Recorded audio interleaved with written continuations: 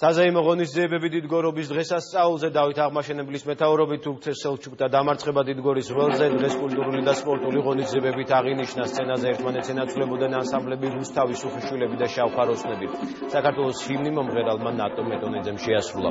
დიდგორზე შეკრებილებს სიტყვით მიმართეს საქართველოს პრემიერ-მინისტრმა და თავდაცვის მინისტრმა. ირაკლი ღარიბაშვილმა დიდგორის ჯვრის მედლით 2008 წლის აგვისტოს ომში გამოჩენილი სიმამაცისთვის მაიორი ვიტალი ცხადაძე დააჯილდოვა. დიდგორის ჯვარი შეიარაღებული ძალების ახალი მედალია.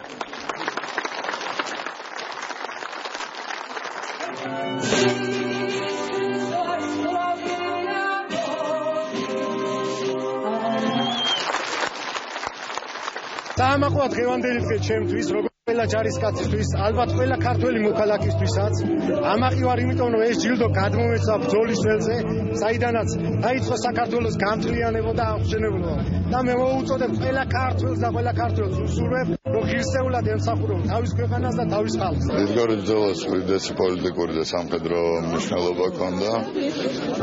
ქვეყანა რეგიონში ერთ-ერთ უძლიერეს ქვეყანად წარსდგა და ამ გამარჯვებამ შესაძლებელი გახადა ქვეყნის საბოლოო განთავისუფლება და ამის გარდა დასაბამი მისცა ოქროს ხანას საქართველოს ისტორიაში. საქართველოში ტრადიციულად აღინიშნება ეს თარიღი და მე მინდა დღევანდელი თარიღი მიულოცო ყველა ქართველს და ვუსურვო რომ არასოდეს არც ერთ ქართველზე ჩვენ მომავალ თაობას მით უმეტეს არ დაევიწყოთ დღევანდელი თარიღი.